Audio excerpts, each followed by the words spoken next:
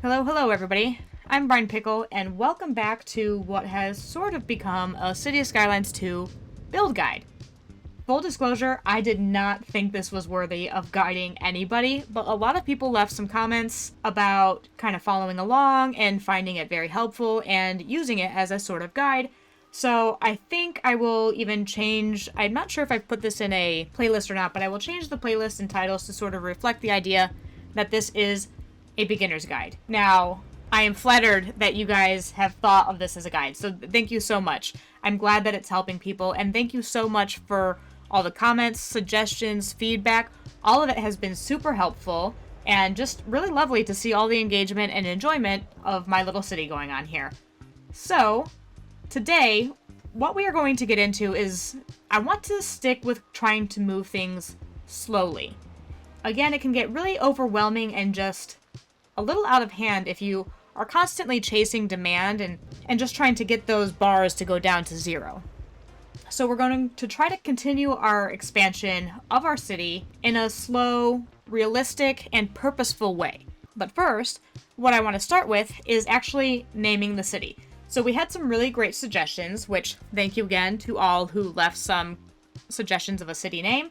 There were two main suggestions, and they were both really great. So one was Emerald Valley, which I really loved, and also two people suggested Pickleton. So Dr. B Games and Nick Bruno 1363 both suggested Pickleton for the name, and then user BRJR 2001 suggested Emerald Valley, and I love them both. So what I've decided to do, and I went back and forth on this a little bit, what I've decided to do is call this one Pickleton. And then in the future, once I've gotten a better handle on the game and I can make a more themed and purposeful city that is, once I've really gotten a hang of it, I will name that one Emerald Valley, and we can maybe even play around with, you know, some specialization in that city. Who knows? This is not going to be the only city I do in this game, so I'm keeping that as a backup name. But Pickleton I really loved. I thought it was just appropriately silly, and I really loved it. So we're going to go with Pickleton.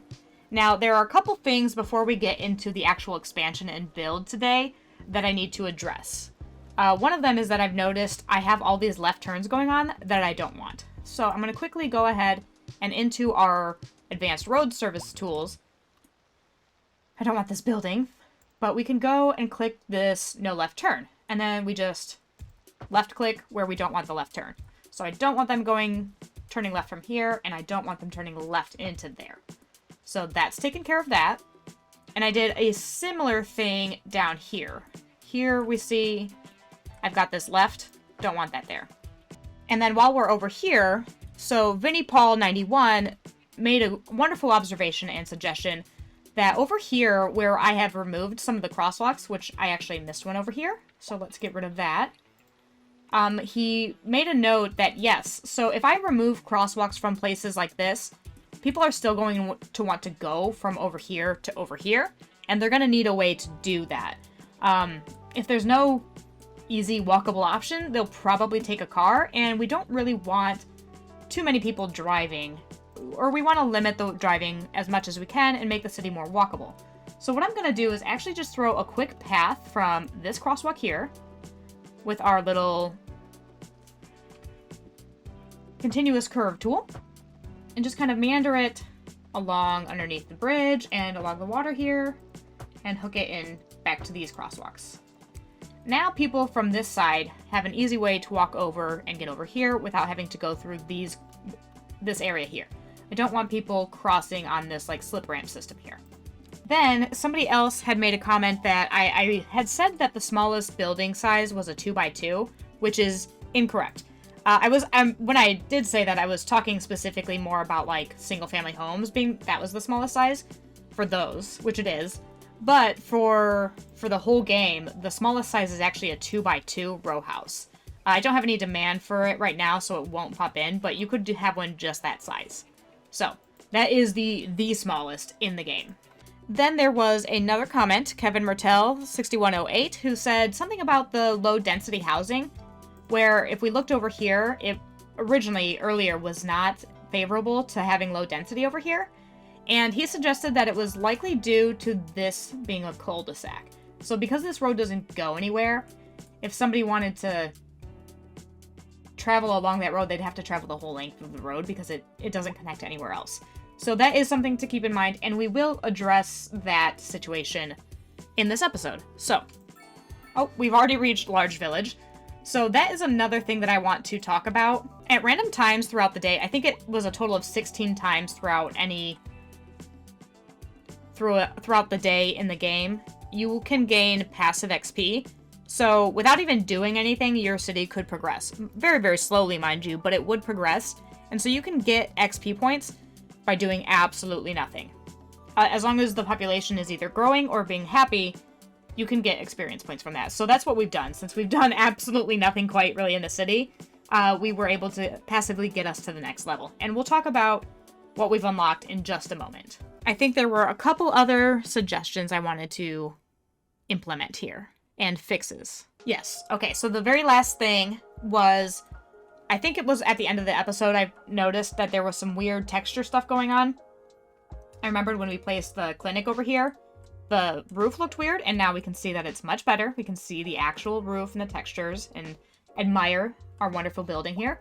Now, I'm not sure exactly which setting was causing that problem, but I did look into it a little bit and found a very helpful video that had some suggestions on settings that you can use to improve the performance of the game and just generally how it looks, which I will leave linked in the right-hand corner of this video. So that's the one that I used, super helpful, so you can go ahead and check that out if you're having similar issues. Now, I've also noticed that this road goes right, which I also don't want this to go. I don't want there to be a right-hand turn here. So we'll take that off. And the rest of these are all fine. These guys can go left here, that's fine by me. And there we go. Oh. One last thing. I swear, and then we will get to the proper build of today's episode. I want to replace these medium density houses with low density. I've decided that I just don't quite want that tall of a building in this area just yet. I want to go a little bit more slowly with the height growth. So we're going to take these guys out. And then we can get back into the proper build and start expanding. So if we look here, we have also one last thing that we had unlocked in the last episode, which was the parking areas. So I want to go ahead and put a couple of those in the city, and then we'll take a look at what we just unlocked. So if we go into the road services, or if we go into the roads menu, we have parking spaces down here, and we'll get a large parking lot over here by the football stadium, which I think should do us really well.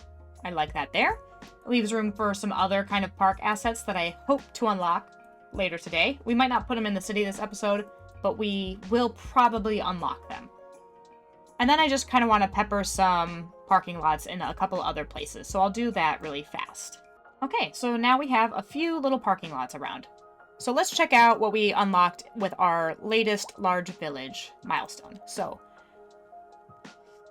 milestone 3, large village, we got more cash, of course. We have 3 more development points and 5 more expansion permits, which gives us a total of 12 map tiles, which we are going to use quite a few of them today. So those are super handy. We've unlocked the city service budget, livestock farming and stone mining, which these two are the industries that do not require the resource. These can be placed anywhere on the map. Then we have fire and rescue and police and administration. So first I would like to go into the service budgets and talk a little bit about that. So if we open up this panel, we've got all of this stuff available to us now, and then services. And these we are spending a lot of money on at the very beginning, and we don't really need to. So if we look at water, for example, up in this menu in our info views and then water, we can see that we are massively overproducing, and we don't need all this water. We're not using nearly any of it. So we can bump the budget down on that a lot, which will hopefully tuck into our deficit here. So if we open up the city economy again, back into services, water and sewage, we'll just drop it all the way down to 50%. And you'll notice that we didn't really dip into it all that much. We're still massively overproducing. So we're saving tons of money that way, and it's not really affecting us negatively. So we can do that with a couple of the other services as well. We won't knock these down quite as much. We'll do about 75-ish%. 74. It only goes by increments of 2, which is kind of annoying, but it's fine. 74% for both healthcare and death care, and then education and research. And we will do the same with fire and police for now. These will not stay low forever, but we don't need all of this money going into these services this early in the game. And then again, we'll just check what else we got unlocked here. We'll do the fire and police first. So fire and rescue down here, we have our little firehouse. And I think because industry is the place that typically needs it the most, we're gonna put it over here. And then we can just go ahead and take a look at our little building. So the upgrade for this building does not take up any more space. It's just a garage extension, and so it stays within the main footprint of the building, so we don't need to worry about boxing it in. It'll be fine. Then we can go ahead and grab our police station. And it's the same deal. We'll just, I think we want to place this closer to the people. They'll be really happy to be this close. Maybe not reflective of real life, but here we are. Very nice building as well. And the same deal. The upgrade is just a garage, and it does not change the footprint of the building. We don't need any extra space for it, so it's fine right there.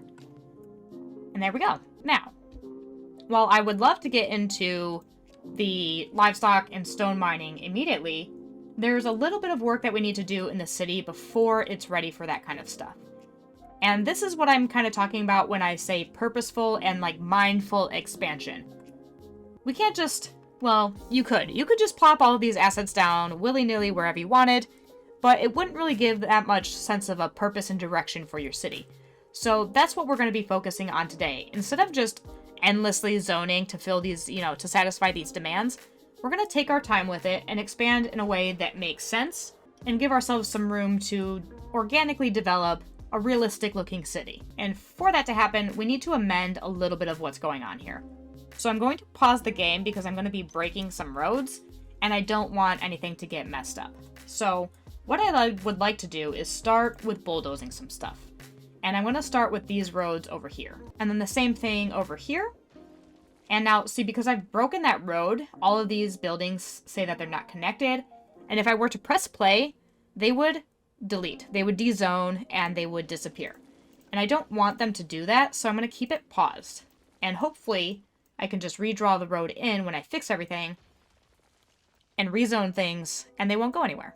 And now, the biggest problem in the city at the moment is this giant hill. It's a little bit much, but I don't want to get rid of it completely. One thing to keep in mind when you're like expanding a city and trying to grow it out and make it look realistic, and if you're just not really sure what kind of direction you want to take the city in, if you sort of just go with what you're given, it can help you make some of those more difficult decisions. And that's what I want to do today with this. I don't want to get rid of it completely. I want to sort of respect the topography here and make this a feature of the city without just flattening it all and using it to mine this, to zone grid after grid after grid. So what I need is to grab all of these tiles. We have a bunch, so it's not an issue. But I'm going to grab all of these 9 tiles. And then what I would like to do to make sure that I don't lose the whole thing, I want to make the hill a little bit smaller. So we're going to increase the brush strength and increase the size. And then I want to find a sensible point, a sensible height to make this. So I think somewhere around here will do. And then I'll just flatten out these highest parts of the hill to this height. Now it's taken a little bit of the severity away from that hill and made it a little bit easier to work with. And then down here, I want to go ahead and flatten out this as well, some more. And for all of this weird terrain here, I will smooth all that out once I've figured out sort of how I want the roads to go. So first things first, so that I can start playing again, is that I'm going to go ahead and grab our large roads again, or our medium roads, sorry, and fix this road here. So I'm going to draw it out to there, and you'll see that all the zoning has disappeared. But if I just go ahead and go into here and grab that zone again, I can replace it. And the warnings went away. So we'll do the same thing on this side, and all of those buildings will stay connected. And we don't have to wait for them to grow again. Now, the only thing that is annoying here is that the sewage line did not reconnect when I drew that. So even though it looks pretty connected under there, it's not. So We'll grab the bulldoze tool, and then to get underground, you can just hit the page down button, and it'll take you underground. And then we will go ahead and grab our sewage pipe, and then redraw it and connect it up. And that should have fixed the problem. And then we have this road here as well that is not connected to our parking lot. So we'll fix that. And so I do want to keep the grid going, but I want to make room behind the school. So instead I'm gonna basically double the grid size for this area. So I want to go out by 88 like we had been doing, and then I'll just do 88 again. I could have also just done the math to figure that out, but I'm not a math person. So that was easier to just draw it twice. So there we go. Now we have some roads there. And I want to do the same thing over here. So what I'll do really fast, I'll just do this, speed through it, is I'm going to expand our road networks over here just a bit.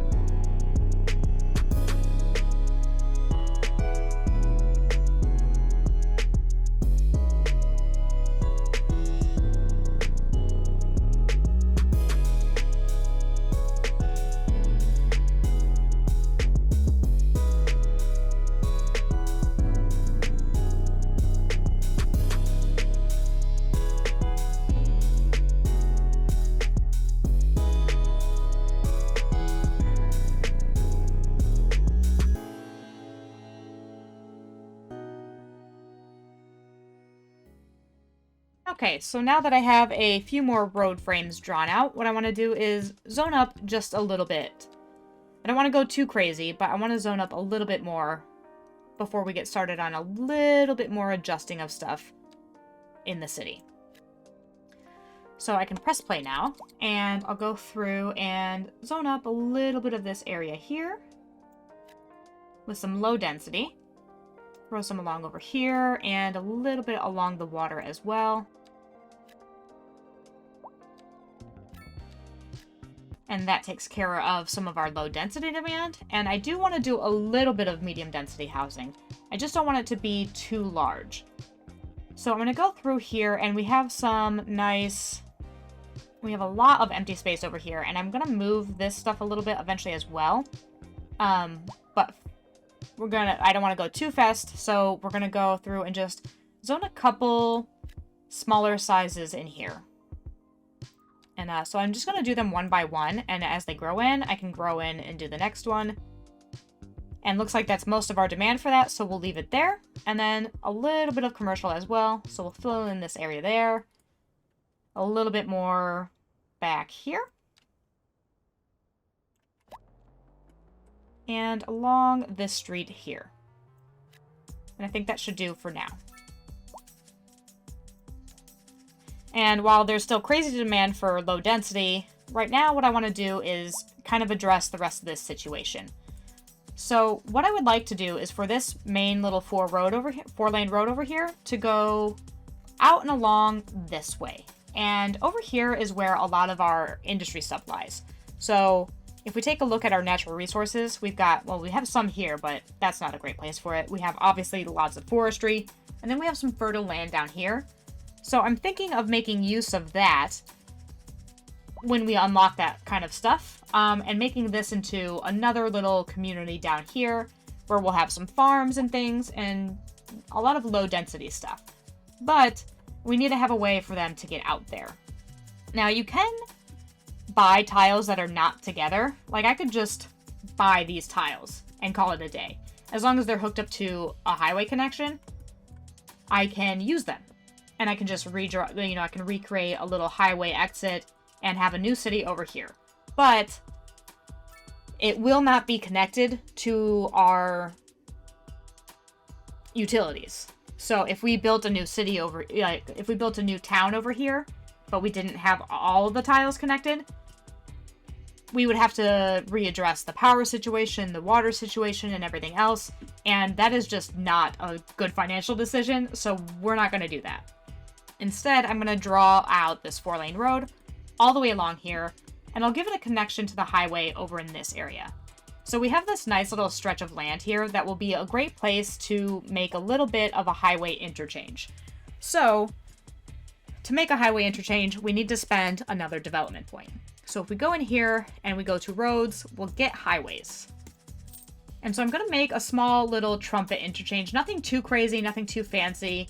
Just a way for these people off the highway to get onto that main road and into this larger city center here. And eventually, there will also be some forestry stuff up here. So we'll need a way for people to get onto that. So building highways is a lot different. And building interchanges is a lot different in Cities Skylines too. And it's much simpler. I was terrible at them, but I can make a pretty good one now. So if we go into our highways, what I would like to do is just to grab a simple two-lane, two-way highway. Two-lane, two-way highway. And again, this area is nice and big for what I want. So we're going to go around here. And I want it's going to need to be able to cross over both of these things. So if we put our elevation step all the way down again, I think we need to be at least 8.25 to go over anything. And that is sufficient to get us across, so we'll stay there. So we have that. And then what I would like to do is have that road connect up to this bridge. But I want to turn our contours on and see where this bridge can naturally go back to the ground. So if we look here, we see that the incline is 1.6%, which is not bad. But if we keep dragging it out and going down, we can get that to be almost 0. So we had a +3 here, and I saw a +1. So that's even better. So we'll do this. And then this is about the point where this bridge, without being like, because if you look at it from this angle, you can see that it's pretty straight across. A little bit unrealistic since there's no poles here. There's no pillars. If I draw that out and then delete it, will the pillar stay? No. Okay.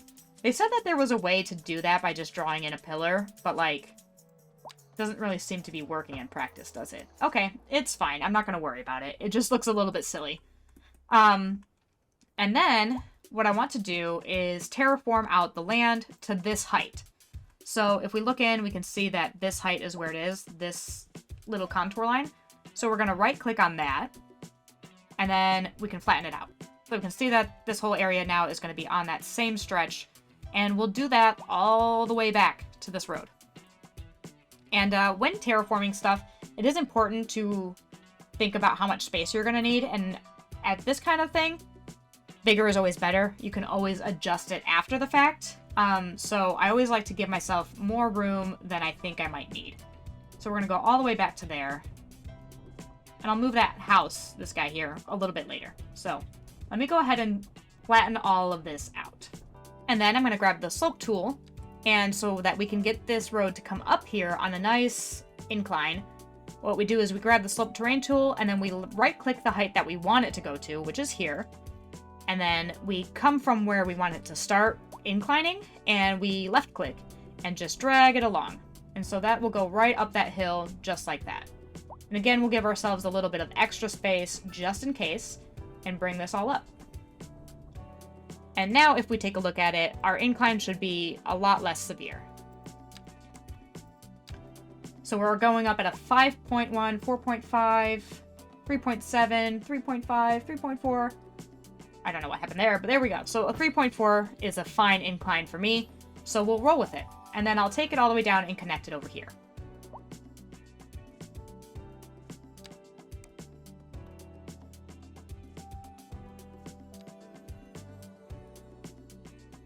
Okay, and then I'm actually happy for this little old mill ruins to just kind of sit along this little highway road here.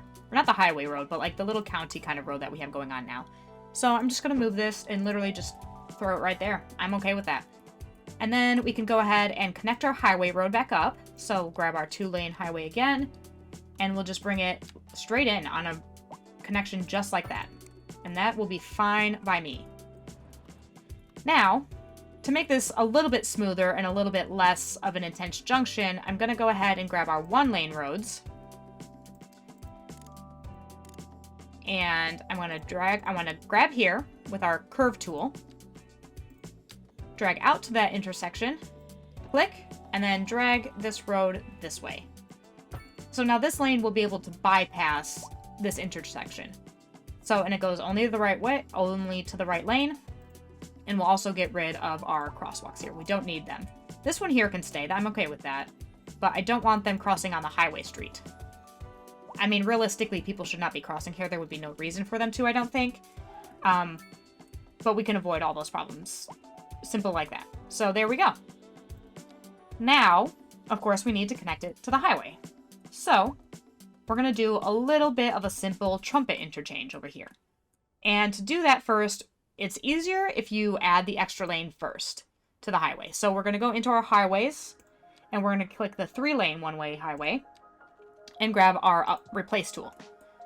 So when you get down in here, you can see, like, if you move it around, it kind of is very fluid. And we want the lane to be kind of like an extra one on the right-hand side. So when we see that it's there, we can go ahead and click the upgrade. And then I'm going to drag that all the way down here as well. And make sure that it's the same side. Yep. There we go. So that it stays that way the whole way along. And I'll give myself a little bit more extra room on this side too, just in case. And there we go.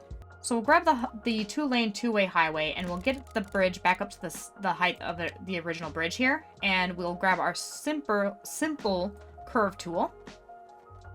And I think if we drag the highway out just a touch further here on the straight, we'll go like that, and then we'll grab the curve tool, and we'll go out by 60 meters, and then over by 60 as well.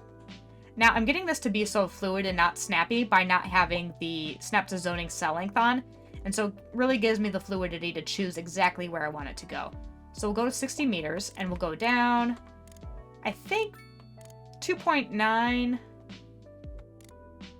2.9. We can go 4.2. We'll do that. And then we'll do another 60. So out this way by 60 and then down by 60. I guess, well, I could go 50, 60. Yeah. So it wants to snap to here, and actually I'm kind of okay with that being the case. So we'll leave that there. And now to hook it into the highway, it's super simple. We just grab our 1-lane, 1-way highway, and I can turn all the snappings back on for this, I think. And I want to grab the far lane, and with the simple curve tool, drag it out until that lane that we added, and then pull it along. Add a nice sensible curve, and there we go. And then I'll do the same thing on this side, going the opposite direction. So we'll go this way now.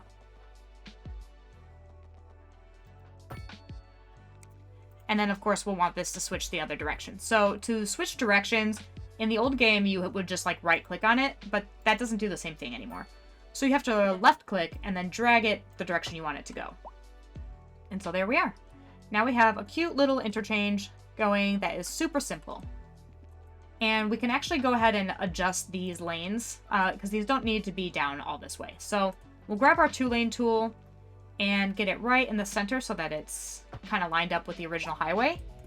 And yeah, I can leave it like that. And then this one we actually want to extend a little bit. So I'm going to grab that and we'll replace that.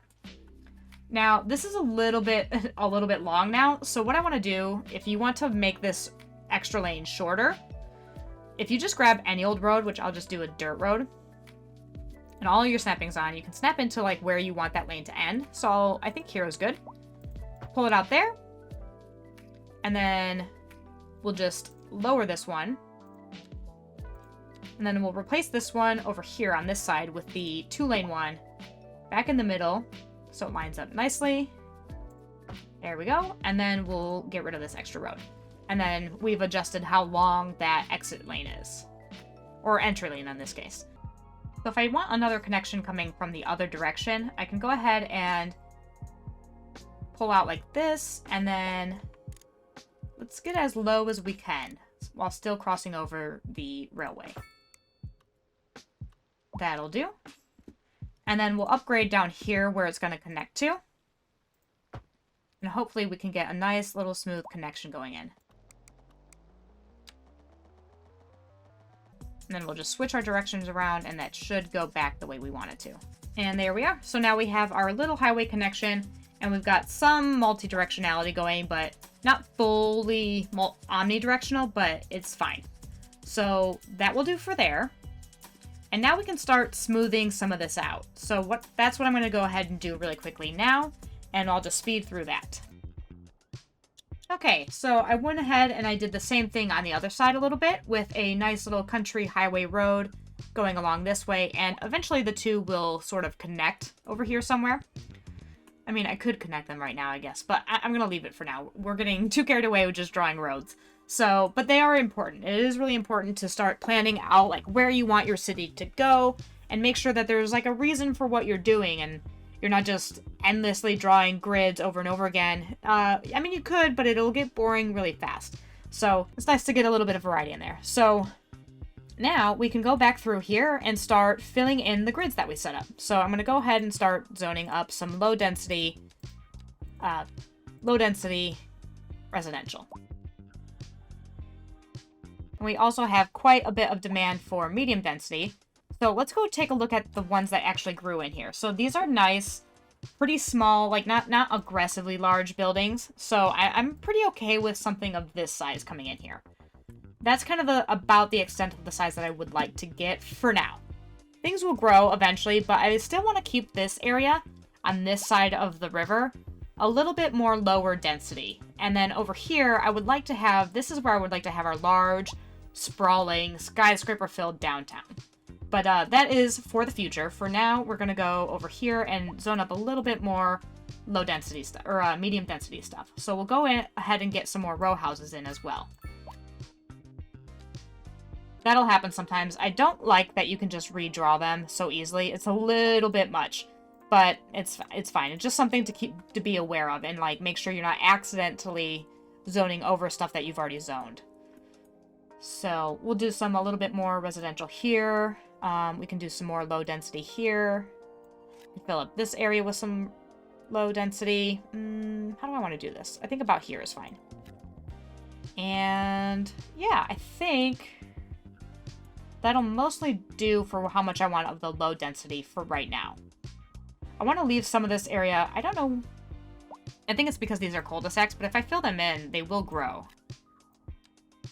So I'm going to go ahead and put low density here. Because that's what I want to go there. They don't have to love it. They don't have to love it, but they will go here. So I'm going to fill that in, and our city should be coming along really nicely now. And now I would also like to start moving a little bit of this industry down closer to the water and away from that city center. Because I would like to start zoning houses in these squares eventually. So I'll get rid of a nice big block of that and zone it up down here. Now I'm polluting this. So this blue stuff here is a water source, an underwater water source, a groundwater deposit. And I am polluting it by putting industry here, but I don't plan on using it for anything else. So I think I'm okay with that happening. Let's de-zone a little bit more over there and get rid of these buildings. Now I know there was just like a lot of road expansion going on over here and doing this little highway interchange. So it doesn't seem like we've done a whole lot, but we've really prepared our city for continued growth at a very slow, meaningful pace. And I think that that is super important, and we don't want to neglect that. We want to make sure that we are keeping things slow. It'll just make things go so much smoother in the long run. So we'll zone in a little bit more industry down this way. How severe is that incline? No, it's fine. I'm okay with that. That'll do. And I'll get rid of this. Actually, nope. Put that back. I'll get rid of this group here next.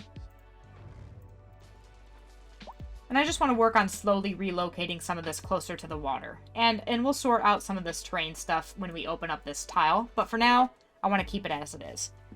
And yeah, then we can just satisfy a little bit more of this zoning now that we have things set up the way that we want them.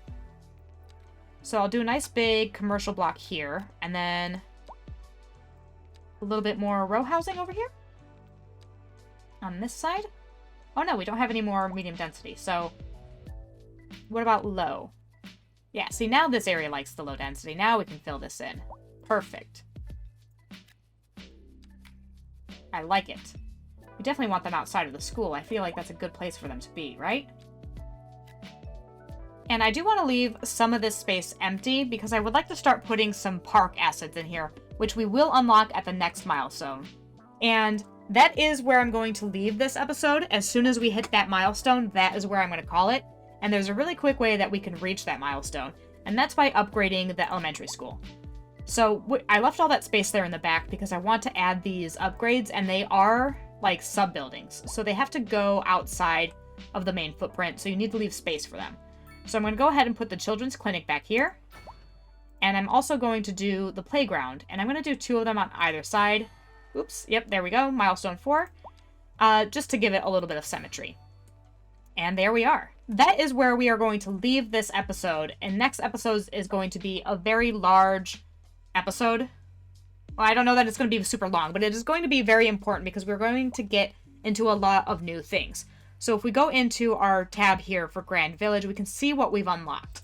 And that is, we've got, of course, more money, 4 more development points, 6 more expansion permits. So we've almost made up all the tiles that we spent today. We have our district creation tool. So if you have any names for a district for this area, feel free to please leave those in the comments below to name this district. I'm thinking we'll probably make 2 districts out of this. This one will be one, and over on this side will be another. So if you have some suggestions for district names that you would like, leave them in the comments below. And then we have unlocked our production panel, which is very important, and we will talk a lot about that in the next episode. We're getting a little bit long here, I feel like, already, so I just want to give you a preview of what we can look at, what you can expect from the next episode. Because the production panel is really where a game changer, because we can start really focusing on lowering our deficit and start making money by producing the goods that our city actively needs. So, and then we've unlocked policies as well, and that we will check out. Natural disasters, which we are not going to do for now. If you do want to see natural disasters and also play around with some of the services that come along with natural disasters, like early detection systems, and I think they're called like bunkers or something, where people go when there's a disaster, we can look at that if you want to, and we can turn them on. I'll leave that up to you to decide. For this city, I'll leave it up to you. Then we can look at starting some transportation. We have low rent housing, low density office, and then 2 more industries, grain farming and forestry, which we will make plenty of use of forestry in our little hilly mountain over here. And, oops, not that tab. And then, yeah, transportation. And then parks. So those are all the things that we will get into in the next episode. And really start growing this area up. What's going on over here? What is this? Crime scene. Oh no, I have not seen a crime scene yet. Oh my gosh. Oh look. Well, they're getting caught because the cop is already there. Oh, wait. Oh, no, I wanted to click on them and see what they were up to. See if they got caught or not. Did they get away? I don't know. How many people... High rent. How many people are in our jail? Nobody. So I guess they didn't get them. 0 arrested. So, but we've got some people patrolling, so... That's interesting. I want to take a look at some of those things here as we go. I've yet to see a car accident as well. So... But I did turn off the radio, so they might have happened and I didn't notice. Anywho, I'm getting super sidetracked here. But there's just so much neat stuff that's going on in the city while you're building that you don't even know about. But anywho, yes, next episode we will get into all of the new things that we just unlocked and start really making the city come together. Now that we have parks and stuff, we can really fill out some of this empty space and make it look a lot nicer. And then, you know, with the low rent housing, we can start really adding a little bit of height to this area and making it all come together. I think that's it. I think that's all the stuff that I needed to go over. So I hope you still found this episode really helpful. I know it was probably a little bit slower than last week's episode, but I promise with the next episode, we will totally make up for it because there is so much new stuff to unlock and uncover and just dive into. So if you did enjoy the video and you thought it was helpful, feel free to let me know in the comments below, leave me a like, subscribe to the channel if you haven't already, especially if you're interested in seeing the city grow and getting into all those fun, exciting new things in next episode. And then the very last thing, and I promise that will be it for today, I just want to extend another massive thank you to everybody reaching out through the comments, either suggesting new things, offering feedback, giving insights. All of that is super helpful. I am by no means an expert in this game, and some of you are probably much better at it than I am. So if you have ideas and suggestions for the city, I would absolutely love to hear them. I would love to hear new ideas and things that I can implement in my city. If there's also things that you want to talk about and want to see, or that you're struggling with in your city and would like somebody to maybe show you how to do it, you can leave a comment below, and if I don't have a solution already, I will look into it for you, and we can kind of learn it together and problem solve together. And another great place to problem solve together and just sort of share fun things about Cities Skylines, talk about the game, even share pictures of your cities. I know a couple people were following along. If you want to share, I would love to see your versions of the city. I have actually started a Discord, which I will leave in the description below. I would love to see you all there. We can chat about Cities Skylines, all kinds of other fun things, share pictures of your city, swap tips, swap pictures for inspiration, all kinds of fun stuff.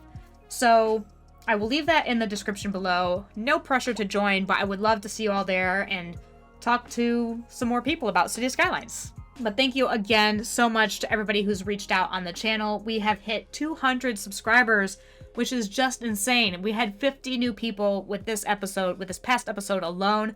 So thank you so much. And I swear I'm finally done. That's it. That's all I've got for you today. Thank you so much for watching. I hope you have a wonderful rest of your day.